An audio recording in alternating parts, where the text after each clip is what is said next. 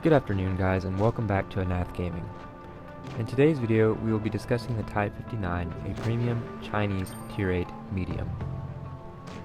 The Type 59 is one of the most sought after premiums in World of Tanks Blitz, mostly due to its presumed exclusiveness.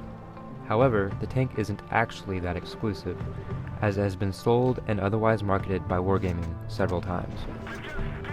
First off, let's discuss the tank's statistics, starting with the gun. The Type 59 boasts a 100mm cannon with decent penetration and okay alpha damage. Its rate of fire sits at or around 7.5 rounds per minute with a reload time of plus/minus 8 seconds. In comparison with other tier 8 mediums, the Type comes up short in this area.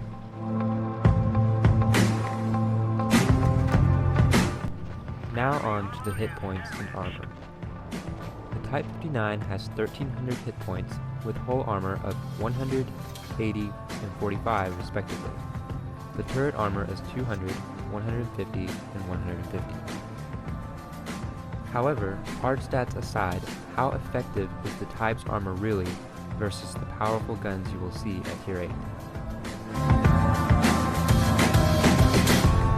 As we can see, the Type's armor does not hold up all that well against tier 8 heavies like the Tiger II and the IS-3, or tank destroyers like the Ferdinand and the ISU-152.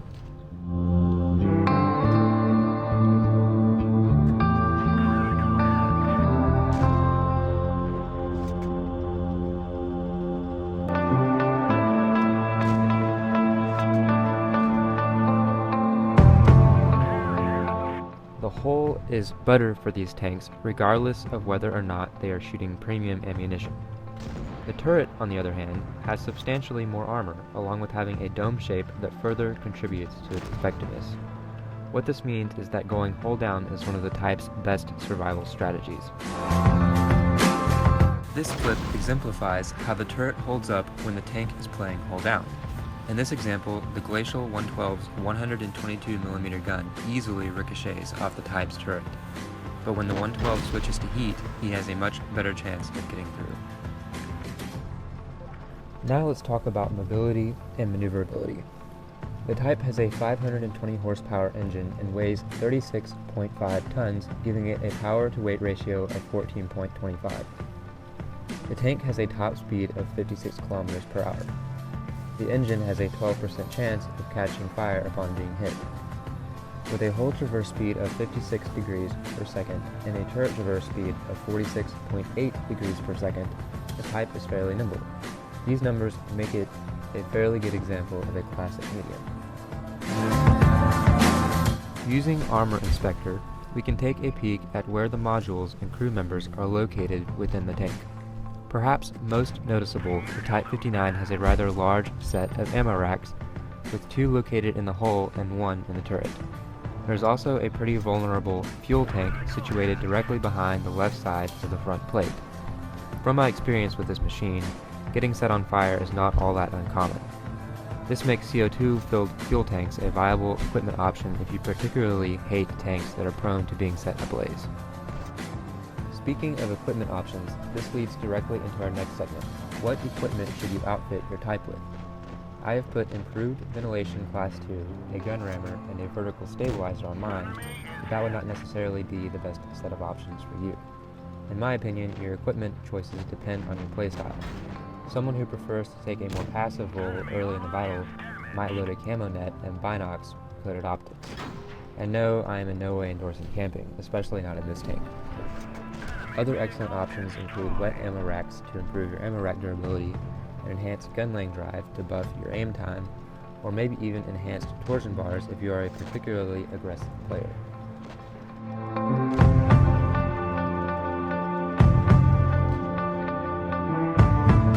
Let's talk some strategy now that we've briefly covered the stats. First and foremost with any machine, know your tank. What this means is that you should be acutely aware of your tank's strengths and weaknesses. From our study of its stats, we can already recognize some of those without ever having entered a battle. Strengths include good mobility and great maneuverability, a strong turret, great penetration on its AP and APCR cells, etc., etc. Weaknesses include large ammo racks, vulnerable fuel tanks, poor hull armor, and a very subpar rate of fire. On paper, a 2.5 round per minute deficit in comparison to other tier 8 mediums may not seem like much, but when you're in a brawl, it can mean everything, whether you're in the Type 59 or Fighter 1. The key to playing this tank, and again any tank, is playing to its strengths and minimizing its weaknesses as much as possible. This translates to going hull down and peeking with just the turret whenever possible in order to protect your weak hull and its vulnerable modules. Always know what proximity your enemies are in relative to you so that you can time your reloads correctly.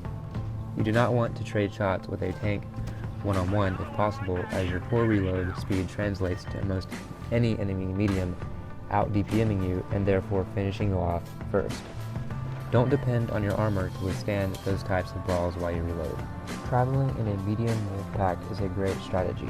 It allows you more time and less stress when reloading, as your teammates are there taking and dishing damage for you. When you are forced into a firefight with heavies or other enemies with particularly strong armor, it is good to know what the limitations of your gun are beforehand.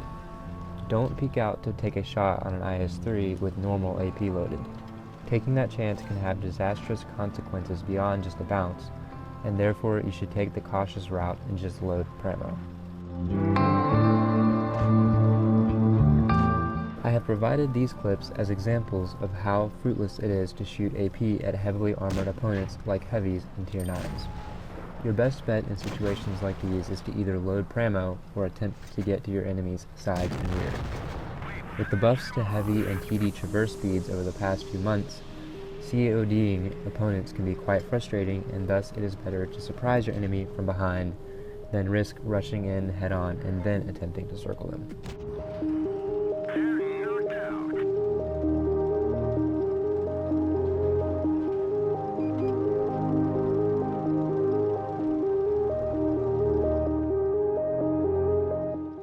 Now that we've discussed some strategy, let's take a look at a couple battles.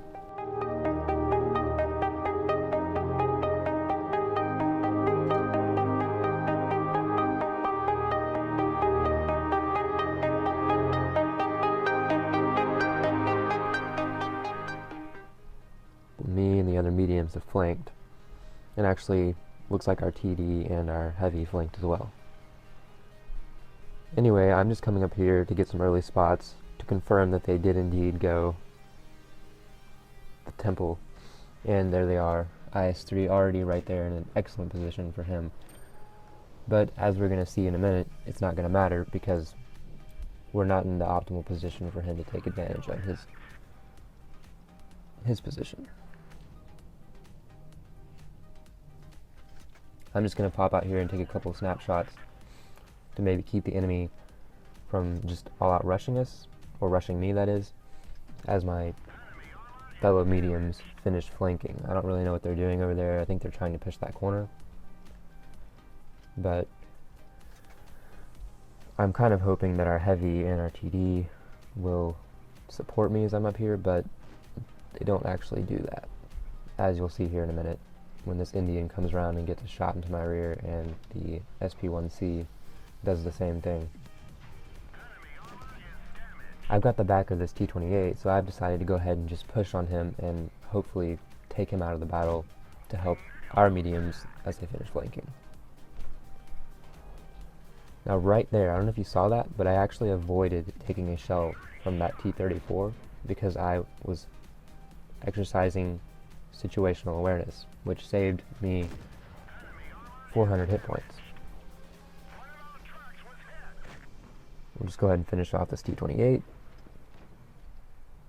And there the track ate another T-34 shot, but now I've got the SP-1C just putting him into our rear, so we get out of there and just go ahead and try to take out this IS-3 to again help our mediums as they finish flanking. IS-3 bounced off of the top of our engine compartment.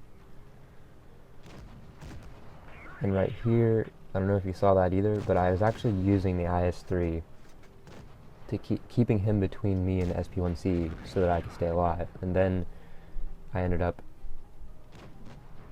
bouncing off the SP-1C when he would have killed me. but I'm on 1 HP. Now I pull the same thing on this tank right here. This T-34 was trying to get a shot off on me, so I put myself parallel to the IS-6 so he couldn't get his shot in. And then, before he could do anything, killed him.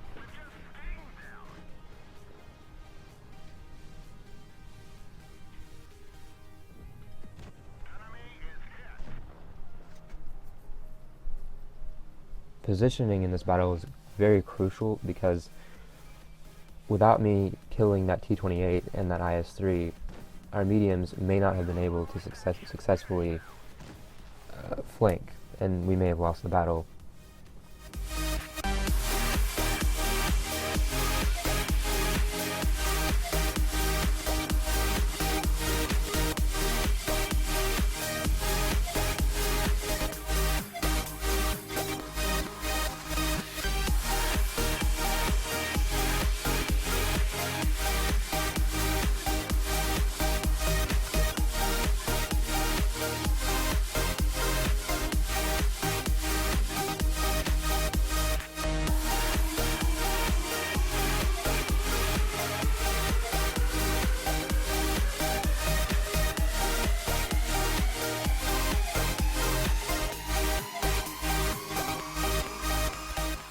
In the second battle, me and the other mediums have again flanked, this time to the caves on this map.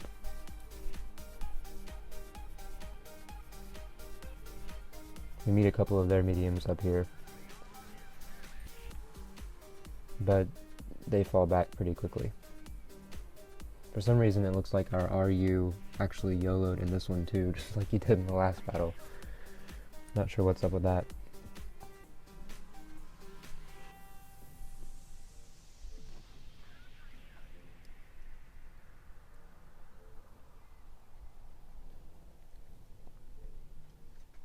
Now right here you're seeing me keep my hull hidden. I'm just giving him my turret, just this little sliver to shoot at. And right here you're gonna see me try to do the same thing with this tortoise. But sadly his penetration just overmatches my armor too easily. Well, there's one bounce.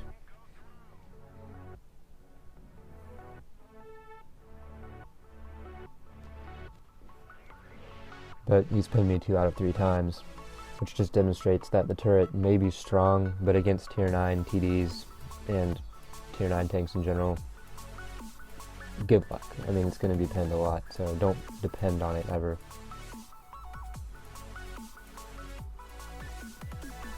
Not sure where that shell went.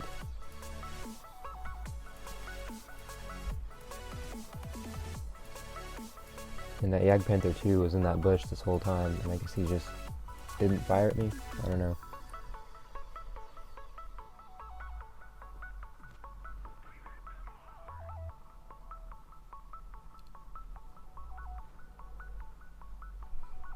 This is not very smart, but I'm being a little aggressive here. I'm just trying to get the full O going, because I think our tanks on the right flank are about to fall to their E75 and their IS-8.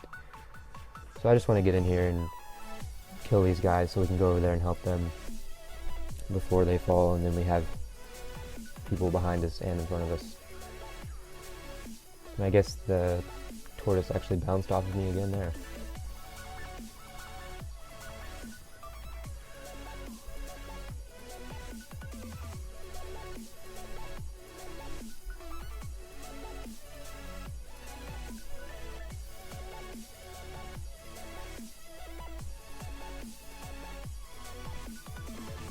Yep, so we go ahead and remove that tortoise, and now we're just going to head over here and try to come up behind these guys before our last heavy falls, but there he went.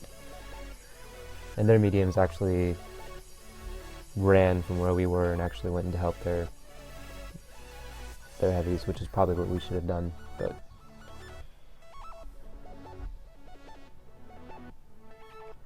so I'm just going to keep trying to show just my turret and take pot shots on these guys, whittle them down for our TDs to take out.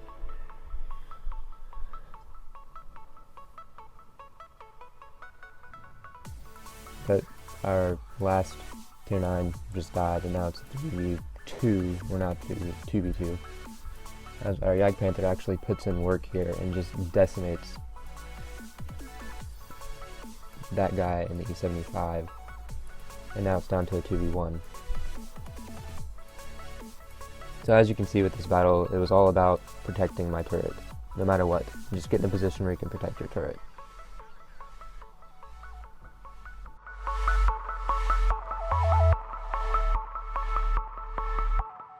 That's it for today, guys. Hopefully this guide was helpful to any of you struggling with this type or struggling fighting against them. I hope to continue this guide/review series, so if you enjoyed this one, leave a like and subscribe.